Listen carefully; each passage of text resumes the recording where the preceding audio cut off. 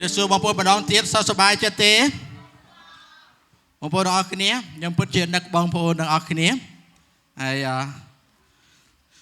yang percaya cang mau tuai bangkom peraong cum khnia jadi yang roh sapada. Amen. Bapa dong akhirnya hari ini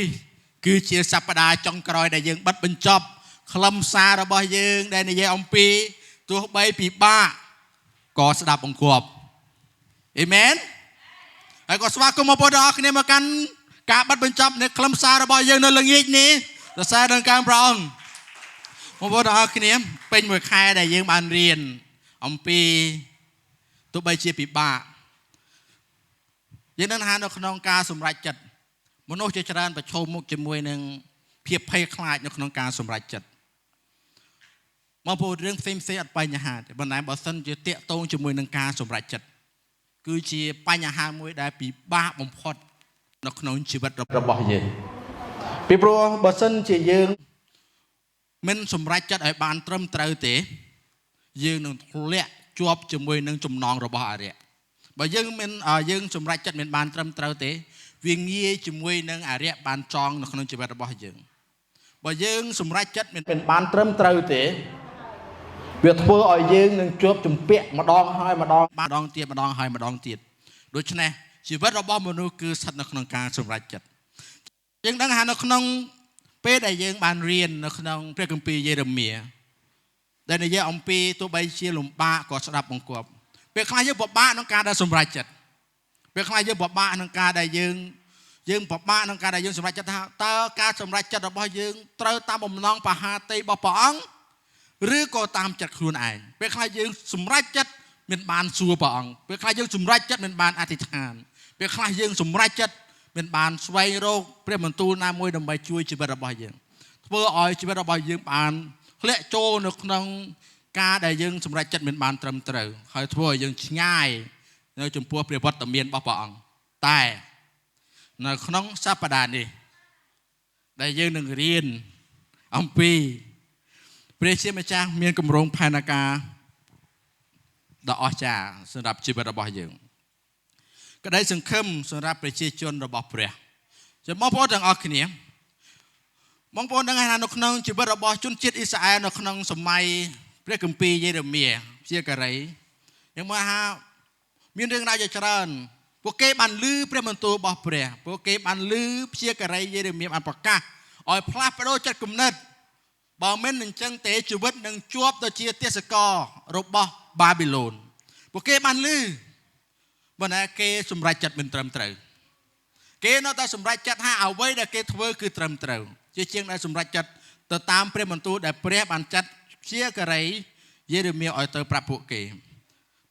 រហូតតតែប្រជាជនអ៊ីស្រាអែលនៅក្នុងសម័យនោះជាប់ទៅជាឆ្លើយនៅក្រុងបាប៊ីឡូនមកនៅក្នុងសប្តាហ៍ចុងក្រោយនេះដែលយើងបានរៀនអំពី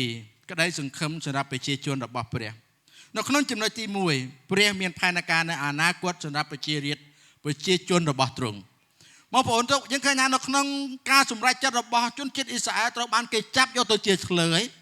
ត្រូវបានគេចាប់យកទៅធ្វើជាទេសកលការមិនស្ដាប់បង្គាប់ព្រះជាម្ចាស់ជាលទ្ធផលដែលធ្វើឲ្យពួកគេពិបាកមិនតែព្រះជាម្ចាស់បានមានព្រះបន្ទូលហើយបានសន្យាទៅកាន់ជនជាតិអ៊ីស្រាអែលថា70ឆ្នាំក្រោយមកព្រះអង្គនឹងហៅគេមកកាន់ទឹកដីសន្យាសាជាថ្មីព្រះអង្គនឹងមានគម្រោងផែនការឲ្យពួកគេឲ្យមានជីវិតល្អប្រសើរជាងមុនព្រះអង្គមិនមែនស្អប់ពួកគេព្រះអង្គក៏មិនបន្ទោសពួកគេតាមការសម្រេចចិត្តដ៏ល្ងង់ខ្លៅនៅក្នុងសម័យនោះដែលពួកគេទៅថ្វាយបង្គំរូបព្រះផ្សេងហើយត្រឡប់ទៅជាឆ្លើយនៅក្នុងសម័យនោះបណ្ណាក្តីស្រឡាញ់របស់ព្រះអង្គហូរហៀក្តីស្រឡាញ់របស់ព្រះអង្គគ្មានលក្ខខណ្ឌក្តីស្រឡាញ់របស់ព្រះអង្គគ្មានកន្លែងបន្ទោសបានយើងថានៅក្នុងជីវិតរបស់យើងពេលខ្លះយើងសម្រេចចិត្តអត់បានស្របតាមបំណងបហាតីធ្វើឲ្យយើងឆ្ងាយពេលខ្លះយើងមិនបានស្ដាប់បង្គាប់ព្រះអង្គគ្រប់ពេលវេលាពេលខ្លះយើងគិតថាអ្វីដែលយើងកំពុងតែធ្វើនឹងត្រឹមត្រូវទាំងដែលយើងគ្មានពេលដើម្បីនឹងអធិដ្ឋានគ្មានពេលក្នុងការដែលថ្វាយបង្គំគ្មានពេលក្នុងការដែលនឹងស្វែងរកព្រះអង្គមិនដែរបងប្អូនសេចក្តីស្រឡាញ់របស់ព្រះអង្គផែនការរបស់ព្រះអង្គនៅតែបន្តដំណើរការនៅក្នុងជីវិតរបស់បងប្អូនរាល់គ្នាអេមែន បណ្ណាគ្រាន់ណាស់នៅពេលដែលយើងមិនបានស្ដាប់បង្គាប់ព្រះអង្គជីវិតរបស់យើងនឹងក្រៀមស្រពោនទៅជីវិតរបស់យើងកំពុងតែជាប់គាំងហើយដល់កាត់នៅក្នុងស្ថានភាពដែលរៀងស្ងួតហើយជាប់គាំងនៅក្នុងស្ថានភាពមួយនឹងប៉ុណ្ណឹងបណ្ណានៅពេលដែលយើងត្រឡប់មករកព្រះអង្គវិញផែនការរបស់ព្រះអនាគតដែលព្រះឲ្យទៅកាន់បងប្អូនដ៏អស្ចារ្យនឹងចាប់ផ្ដើមកម្រើកសារជាថ្មីអេមែនដូច្នេះកុំអនុញ្ញាតឲ្យភាពអវិជ្ជមានរបស់អរិយបានដាក់នៅក្នុងជីវិតរបស់យើងថាអូកុំមកថ្វាយបង្គំព្រះមិនទទួលស្គាល់កំហុសរបស់អ្នកឯងទេអ្នកឯងមានកំហុសធំណាស់អ្នកឯងបានប្រព្រឹត្តបាបចំពោះព្រះបងប្អូនគ្មានច្រវាក់ណាគ្មានចំណងណាដែលក្តីស្រឡាញ់របស់ព្រះបំបែកមិនបានអេមែនបងប្អូនទោះបីជាភាពអាម៉ាស់ប៉ុណ្ណាប៉ុន្តែព្រះហស្ថរបស់ព្រះអង្គនៅតែលះសម្រាប់ទទួលយើងជានិច្ចអេមែនចឹងបងប្អូននៅពេលខ្លះយើងឃើញថាជនជាតិអ៊ីស្រាអែលនៅពេលដែលម៉ូសេបានរំដោះចេញអំពីអេស៊ីបពួកគេមានភាពរីករាយពួកគេបានឃើញការអស្ចារ្យបានឃើញទឹកសមុទ្រញែកជាពីរប៉ុន្តែពេលខ្លះនៅពេលដែលដំណើរនៃជីវិតរបស់គេក៏មានភាពរអ៊ូរទាំនឹងការបបាក់ដែរការមិនស្ដាប់បង្គាប់ក៏ចូលមក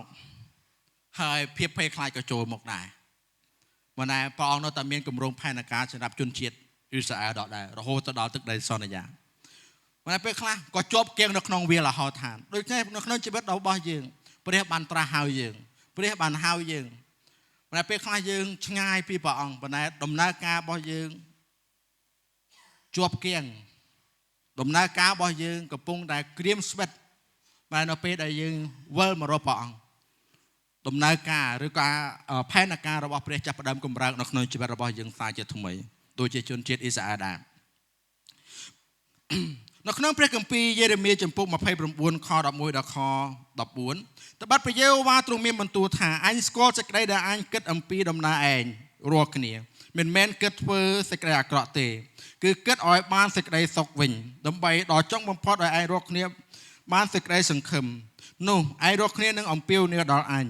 ហើយនឹងទៅអធិដ្ឋានដល់អញរួចអញនឹងយល់ស្របតាមឯងរាល់គ្នានឹងស្វែងរកអញហើយនឹងឃើញផងគឺកាលណាឯងស្វែងរកឲ្យអស់អំពីចិត្ត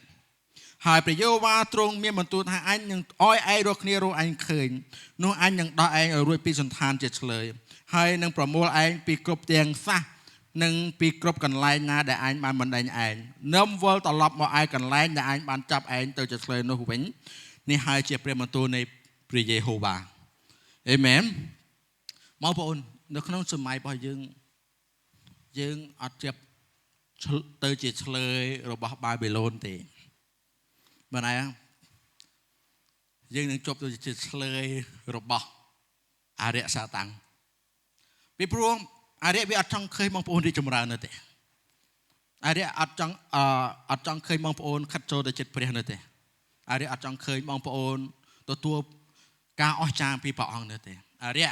មិនចង់ឃើញបងប្អូនរួចចេញអំពីចំណងរបស់វានៅទេអរិយមិនចង់ឃើញបងប្អូនមានសេរីភាពនៅទេប៉ុន្តែព្រះចង់ឃើញបងប្អូនមានសេរីភាពអេមែនព្រះចង់ឃើញបងប្អូនមានអនាគតល្អព្រះចង់ឃើញបងប្អូនខ្លាចទៅជាមនុស្សដ៏អស្ចារ្យនៅក្នុងសង្គមមួយនេះអេមែនព្រះចង់ឃើញបងប្អូនខ្លាចទៅជាអ្នកមាន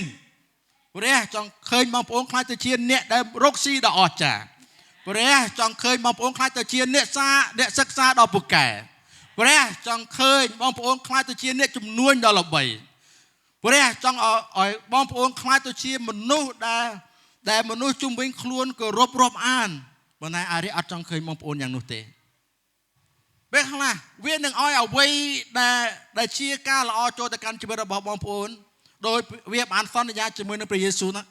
ថាបើសិនជាព្រះអង្គថ្វាយបង្គំវានឹងឲ្យផែនដីទាំងមូលនគរទាំងអស់នៅលើផែនដីដល់ព្រះយេស៊ូវប៉ុន្តែមុនដំបូងវាឲ្យដូចខ្ញុំបានទៅជែកជាមួយនឹងមិត្តចាស់របស់ខ្ញុំថាមុនដំបូងវាឲ្យប៉ុន្តែនៅពេលដែលវាដកយកវិញវាឲ្យតែ50ទេប៉ុន្តែវាដកមកវិញគឺយើងនៅសល់តែ0ហើយពេលខ្លះធ្លាក់ក្រោម0ផងប៉ុន្តែព្រះ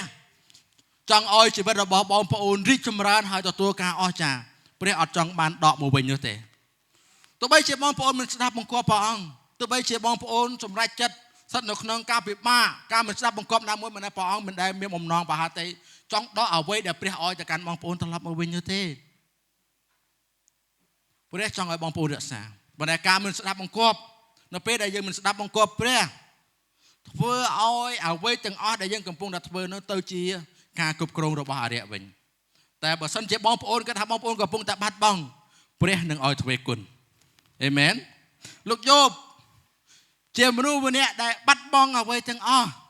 ប៉ុន្តែព្រះបានទ្វេគុណគាត់មួយជានឹងពីរសូម្បីតែគុណកំឡោះគាត់កំមុំរបស់គាត់ពីមនុស្សស្អាតចង្ហានៅពេលដែលកើតម្ដងទៀតស្អាតចង្ហាលើសដើមជាងបងប្អូនទាំងអស់គ្នាពេលខ្លះដោយព្រះគម្ពីរនេះបានគិតបានមានបន្ទូលថាព្រះអង្គស្គាល់អំពីដំណើរព្រះអង្គគិតអំពីដំណើររបស់បងប្អូនរាល់គ្នាពេលដែលបងប្អូនឆ្ងាយពីព្រះអង្គពេលដែលបងប្អូនសម្រេចចិត្តមិនស្ដាប់បង្គាប់ព្រះអង្គគិតអំពីបងប្អូនមិនមែនព្រះអង្គមិនគិតនៅទេហើយក៏ព្រះអង្គមិនមែនប្រឡែងបងប្អូនចោលរហូតនោះដែរពេលមួយព្រះនឹងហៅបងប្អូនត្រឡប់មកវិញព្រះអង្គនឹងឲ្យបងប្អូនស្គាល់រសជាតិនៅអ្វីដែលបាត់បង់ពេលខ្លះព្រះអង្គហៅយើងពេលខ្លះព្រះអង្គមានបន្ទូលហៅយើងមិនហើយពេលខ្លះយើងមិនបានឮសំឡេងព្រះអង្គនោះទេដោយព្រោះតែអំពើបាបបានខណ្ឌយើងជាពីរតែនៅពេលដែលយើងធ្លាក់ដល់នៅក្នុងស្ថានភាពមួយនៅពេលដែលយើងស្រែករកព្រះអង្គដោយគម្ពីរនេះបានប្រាប់ថាម៉េចបើពេលណាដែលយើងនឹងហៅព្រះអង្គឲ្យអស់អំពីចិត្តនោះយើងនឹងឃើញព្រះយេស៊ូវឬក៏ឃើញព្រះអង្គសាយជាថ្មីអេមែនស្ថានភាពពេលមួយដែលខ្ញុំស្ថិតនៅក្នុងស្ថានភាពដែលខ្ញុំធ្លាក់នៅក្នុងការពិបាកចិត្តខ្លាំងមែនទែនហើយខ្ញុំគិតថាអ្វីទាំងអស់ដូចជាអត់មាននរណានៅក្បែរខ្ញុំតតែសោះតែពេលហ្នឹងឯងដែលខ្ញុំស្គាល់រសជាតិថាការស្វែងរកព្រះអង្គឲ្យអស់អំពីចិត្តគឺជារសជាតិដ៏អស្ចារ្យពីព្រោះការបាក់ទឹកចិត្តស្ថិតនៅក្នុងស្ថានភាពដែលហេវហត់អស់កម្លាំងដែលគ្មានទីសង្ឃឹមហើយស្រែកដង្ហែហៅព្រះអង្គមានអាជំនឿដែលនៅខាងក្នុងចាប់ផ្ដើមកម្រើកឡើងហើយអ្វីដែលកើតឡើងនោះការអស្ចារ្យព្រះហស្ថរបស់ព្រះអង្គបានដាក់មកលើខ្ញុំនៅពេលដែលខ្ញុំស្វែងរកព្រះអង្គឲ្យអស់ពីចិត្តការបាក់ទឹកចិត្តភាពកំសោយភាពល្វើយត្រូវបានដកចេញតែត្រូវបានបំពេញដោយព្រះវិញ្ញាណបរិសុទ្ធនឹងទីសង្ឃឹមសារជាថ្មីអេមែនបងប្អូនរាល់គ្នាដូច្នេះព្រះគិតអំពីបងប្អូនគ្រប់ពេលវេលាមានថាបងប្អូននៅក្នុងព្រះវត្តមានរបស់ព្រះអង្គមានថាបងប្អូនឆ្ងាយពីព្រះអង្គនៅតែគិតអំពីយើងគ្រប់ពេលវេលាព្រះអង្គមិនដែលមិនគិតពីបងប្អូនរាល់គ្នានោះទេមានតែយើងទេដែលភ្លេចគិតអំពីព្រះព្រោះយើងកំពុងតែអសប្បាយពេលខ្លះយើងកំពុងភើបជាមួយនឹងអ្វីដែលយើងកំពុងមានរហូតដែលយើងភ្លេចព្រះអង្គតែនៅពេលដែលអរិយបានបំផ្លាញយើងចាប់ផ្ដើមរត់មករកព្រះអង្គសារជាថ្មីតែបងប្អូនព្រះមានអ្វីដែលអស្ចារ្យឲ្យទៅកាន់បងប្អូនរាល់គ្នាអេមែនដោយជនជាតិអ៊ីស្រាអែលបានជាប់ទៅជាឆ្លើយមិនតែព្រះអង្គបានគិតអំពីដំណើររបស់គេមិនមែនគិតអំពីការធ្វើអាក្រក់ទេតាមរយៈការដែលពួកគេបានធ្វើអាក្រក់ហើយព្រះអង្គដាក់ទោសពួកគេឲ្យសមជាមួយនឹងកំហុសដែលគេប្រព្រឹត្តខុសជាមួយនឹងព្រះអង្គទេប៉ុន្តែព្រះអង្គគិតអំពីដំណើរថាត្រូវហៅជនជាតិអ៊ីស្រាអែលមកកាន់ទឹកដីសន្យាកន្លែងដើមវិញយ៉ាងដូចម្ដេចអញ្ចឹងនៅក្នុងដំណើរនៃជីវិតរបស់យើងព្រះគិតអំពីបងប្អូនគ្រប់ពេលវេលាបើសិនជាមនុស្សមិនគិតអំពីបងប្អូនព្រះគិតជាមួយនឹងបងប្អូនអេមែនបើសិនជាមនុស្សមិនខ្វល់ខ្វាយអំពីបងប្អូនព្រះអង្គដែលមាននាមថាព្រះយេស៊ូវគិតអំពីបងប្អូនបើគ្មាននរណាជួយបងប្អូនគឺព្រះយេស៊ូវជួយបងប្អូនអេមែនដូច្នេះក្តីស្រឡាញ់ការទុកចិត្តនៅក្នុងមនុស្សគឺមិនស្ថិតស្ថេរទេប៉ុន្តែព្រះអង្គគឺជាព្រះដែលស្ថិតស្ថេរពេលខ្លះខ្ញុំភ្លេចគិតអំពីបងប្អូនមិនដែលព្រះយេស៊ូវមិនដែលភ្លេចគិតពីបងប្អូនឡើយខ្ញុំអត់ចាំឈ្មោះបងប្អូនគ្រប់ទេនៅទីកន្លែងហើយខ្ញុំក៏អត់គិតអំពីបងប្អូនគ្រប់គ្នាដែរខ្ញុំគិតតែពីប្រពន្ធខ្ញុំអញ្ចឹងបងប្អូនអរគ្នាអញ្ចឹងបើសិនជាបងប្អូនបើសួរខ្ញុំថានឹកខ្ញុំអត់ពេលខ្លះខ្ញុំអត់ដឹងថានឹកមិនអញ្ចឹងបងប្អូនខ្ញុំសញ្ញាជាមួយនឹងព្រះយេស៊ូវនឹកបងប្អូនគ្រប់ពេលវេលាអេមែននៅក្នុងចំណុចទី2ព្រះស្ដារឡើងវិញនៅអ្វីដែលបាត់បង់បងប្អូនអរិយបំផ្លាញបងប្អូនប៉ុណ្ណាព្រះនឹងទ្វេគុណមួយជាពីរអេមែនអ្វីដែលបងប្អូនគេថាបាត់បង់ យើងមើលទៅកាន់ជីវិតរបស់លោកយោបអារ្យបានបំផ្លាញលោកយោបរហូតដល់ជីវិតស្មើសូន្យប៉ុន្តែនៅពេលដែលលោកយោបនៅតែបន្តស្ដាប់បង្គាប់ព្រះអង្គនៅតែបន្តចោះចូលនៅបន្តស្រែកហៅព្រះអង្គស្មោះត្រង់ជាមួយនឹងព្រះអង្គនៅពេលដែលផុតរដូវកាលនៅក្នុងជីវិតរបស់លោកយោបព្រះបានទ្វេគុណមួយគាត់នៅទ្រព្យសម្បត្តិដែលគាត់មានមួយជាពីរប៉ុន្តែនៅក្នុងសម័យព្រះយេស៊ូវព្រះអង្គមានព្រះបន្ទូលថាព្រះអង្គនឹងទ្វេគុណទៅកាន់បងប្អូនយ៉ាងតិចគឺ30និង60ហើយនិង100អេមែននៅក្នុងព្រះនាមព្រះយេស៊ូវចឹងបើសិនជាបងប្អូនគិតថាខ្លួនឯងបាត់បង់អ្វីកុំបារម្ភព្រះអាចទ្វេគុណបងប្អូនឲ្យលើសដើមព្រះអាចធ្វើការអស្ចារ្យឲ្យលើសដើមបើសិនជាបងប្អូនគិតថាបងប្អូនបាត់បង់ក្តីស្រឡាញ់ពេលនេះបាត់បង់ក្តីស្រឡាញ់អំពីកូនប្រុសកូនស្រីបាត់បង់ក្តីស្រឡាញ់អំពីសង្សារគ្រាដំបូងបាត់បង់ក្តីស្រឡាញ់អំពីឪពុកម្ដាយឬក៏នរណាម្នាក់ពីមនុស្សផ្សេងនៅក្នុងជីវិតរបស់បងប្អូនដែលព្រះយេស៊ូវស្រឡាញ់បងប្អូនមួយជា1000ហើយក៏គ្មានក្តីស្រឡាញ់ណាគ្មានម៉ែត្រណាដែលអាចវាស់ក្តីស្រឡាញ់របស់ព្រះអង្គបានឡើយនៅក្នុងជីវិតរបស់បងប្អូនរាល់គ្នាអេមែនបងប្អូនព្រះយេស៊ូវស្រឡាញ់បងប្អូនព្រះយេស៊ូវចង់ឃើញបងប្អូនមានអនាគតល្អព្រះចង់ឃើញបងប្អូនខ្លាចទៅជាមនុស្សដ៏អស្ចារ្យនៅចំពោះព្រះចូលមានសង្ឃឹមនៅលើគំនោដែលបាក់បែកបងប្អូនពេលខ្លះយើងកំពុងតែរស់នៅក្នុងជីវិតដែលបាក់បែកបើឲ្យចូលមានសង្ឃឹមឡើងត្បិតព្រះយេស៊ូវនឹងកសាងគ្រឹះនៅលើគំនោដែលបាក់បែករបស់បងប្អូនរាល់គ្នាភាពស្មោះត្រង់របស់យេរេមៀគាត់នៅតែស្មោះត្រង់តាំងពីដើមរហូតដល់ទីបញ្ចប់នៅក្នុងព្រះគម្ពីរយេរេមៀចំពុក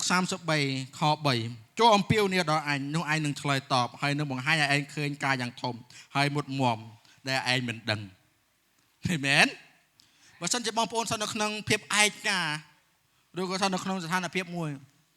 ដូច្នេះសូមអធិដ្ឋានទៅកាន់ព្រះអង្គអធិដ្ឋានទៅកាន់ព្រះយេស៊ូវស្វែងរកព្រះអង្គស្វែងរកព្រះអង្គស្វែងរកព្រះអង្គនៅតែបន្តលើកទៅចិត្តខ្លួនឯងឲ្យអធិដ្ឋានទៅកាន់ព្រះអង្គនោះព្រះអង្គនឹងបើបង្ហាញឲ្យបងប្អូនឃើញការដ៏ធំនៅក្នុងគំនោបាក់បែករបស់បងប្អូនរាល់គ្នាអេមែននៅក្នុងព្រះគម្ពីរយេរេមៀចំពុក33ខ6ដល់ខ9មើលអញនឹងនាំសេចក្តីសុខស្រួលនិងការរងាប់រោគមកដល់ហើយនឹងមើលឃើញគេឲ្យជាព្រមទាំងបើកសេចក្តីសុខនិងសេចក្តីពិតជាបរិបូរណ៍ឲ្យគេឃើញអញនឹងឲ្យពួកយូដានិងពួកអ៊ីស្រាអែលដែលជាឆ្លើយវិលត្រឡប់មកវិញហើយនឹងសង់គេឡើងដូចដើមអេមែនក៏នឹងសម្អាតគេឲ្យស្អាតពីអស់ទាំងអំពើទុច្ចរិតរបស់គេជាអំពើដែលគេបានប្រព្រឹត្តរំលងនឹងអញហើយអញនឹងអត់ទោសចំពោះអស់ទាំងសេចក្តីទុច្ចរិតដែលគេបានធ្វើបាបហើយប្រព្រឹត្តរំលងនឹងអញនោះឯទីក្រុងនេះនឹងបានសម្រាប់ជាហេតុនាំឲ្យអសប្បាយដល់អញសម្រាប់ជាសេចក្តីសរសើរនិងសេរីល្អផងនៅចំពោះអស់ទាំងនគរលើផែនដីជាពួកអ្នកដែលនឹងឮនិយាយអំពីទាំងការល្អដែលអញបានប្រោះគេរួចគេនឹងកត់ខ្លាចហើយភ័យញ័រដោយព្រោះគ្រប់ទាំងសេចក្តីល្អនិងសេចក្តីសុខសាន្តទាំងប្រមាណដែលអញផ្ដល់ឲ្យគេអេមែននៅក្នុងព្រះគម្ពីរនេះបានប្រាប់យើងថាម៉េចព្រះអង្គនឹងនាំសេចក្តីសុខសាន្តឬក៏សេចក្តីសុខស្រួលទៅកាន់ជនជាតិអ៊ីស្រាអែលឡើងវិញហើយព្រះបន្ទូលនេះក៏នឹងនាំទៅកាន់បងប្អូនទាំងអស់គ្នាបើសិនជាពេលនេះបងប្អូនគិតថាបងប្អូនមានភាពអសន្តិសុខនៅក្នុងជីវិតរបស់បងប្អូនរាល់គ្នាព្រះនឹងនាំសេចក្តីសុខសាន្តទៅកាន់បងប្អូនទាំងអស់គ្នាអេមែនបើសិនជាពេលនេះបងប្អូនគិតថាគ្មាននរណានិយាយអីល្អអំពីខ្ញុំគិតថាពីនិយាយអាក្រក់អំពីខ្ញុំឈ្នាននេះបងប្អូនមើងងាយបងប្អូនមនុស្សបោះបង់បងប្អូនព្រះនឹងនាំសេចក្តីសុខសាន្តទៅកាន់បងប្អូនរាល់គ្នាអេមែនហើយព្រះនឹងការពារបងប្អូនរាល់គ្នាហើយព្រះអង្គនឹងរំងាប់រោគទាំងអស់ជំងឺបងប្អូនយើងដឹងថាពេលខ្លះយើងជំងឺច្រើនណាស់ក្មេងៗពេលខ្លះបំផុតជំងឺខ្វះអ្នកថែអញ្ចឹងទៅហើយពេលចាស់គាត់ភ័យខ្លាចជំងឺនឹងចាស់ជូរីជំងឺជាច្រើនដែលចូលមកពេលចាស់ទៅចឹងបងប្អូនទាំងអស់គ្នាចូលជឿជាមួយគ្នាថាខ្ញុំគ្មានជំងឺដែលនឹង ចូលមកក្នុងជីវិតរបស់ខ្ញុំរហូតដល់ថ្ងៃខ្ញុំស្លាប់អេមែនហើយប្រកាសការប្រោយជានៅក្នុងព្រះនាមព្រះយេស៊ូវការប្រោយជាបានហូរចូលមកក្នុងជីវិតរបស់បងប្អូនរាល់គ្នាកម្លាំងព្រះពរសេចក្តីសុខសាន្តបានហូរចូលមកនៅក្នុងព្រះនាមព្រះយេស៊ូវអេមែនព្រះជាម្ចាស់នឹងស្ដារអ្វីដែលអ្នកបាត់បង់តើយើងអាចសួរបងប្អូនអាចសួរខ្លួនឯងថាតើអ្វីដែលខ្ញុំធ្លាប់បាត់បង់អាចសួរខ្លួនឯងបានមិនថាបាត់បង់ទ្រព្យសម្បត្តិបាត់បង់មនុស្សជាទីស្រឡាញ់តែខ្ញុំចង់ប្រាប់បងប្អូនថាបើសិនជាបងប្អូនបាត់បង់មនុស្សជាទីស្រឡាញ់ព្រះយេស៊ូវស្រឡាញ់បងប្អូនបើសិនជាបងប្អូនស្ដាប់បង្គាប់ព្រះអង្គហើយបើសិនជាយើងស្ដាប់បង្គាប់ព្រះអង្គដល់ទីបញ្ចប់យើងនឹងជួបគ្នានៅនគរឋានសួគ៌អេមែនចឹងបងប្អូនទាំងអស់គ្នាសូមត្រឡប់មករកព្រះអង្គនឹងស្ដារអ្វីដែលបាត់បង់ឡើងវិញក្តីស្រឡាញ់ទំនាក់ទំនងឬក៏ស្ថានភាពផ្សេងទៀតព្រះអង្គអាចធ្វើបានទាំងអស់ទ្រព្យសម្បត្តិព្រះអង្គនឹងទ្វេគុណព្រះពរព្រះអង្គនឹងទ្វេគុណសុខភាពព្រះអង្គនឹងទ្វេគុណការរកស៊ីព្រះអង្គនឹងទ្វេគុណក្តីស្រឡាញ់ព្រះអង្គនឹងទ្វេគុណម៉ូតូព្រះអង្គនឹងទ្វេគុណឡានក៏នឹងទ្វេគុណអ្វីទាំងអស់ដែលយើងមិនទាន់មានហើយអ្វីដែលយើងមានហើយក៏បាត់បង់ព្រះនឹងទ្វេគុណឡើងទាំងអស់អេមែនចឹងជឿជាមួយគ្នាថាព្រះអង្គជាព្រះនៃការទ្វេគុណអេមែន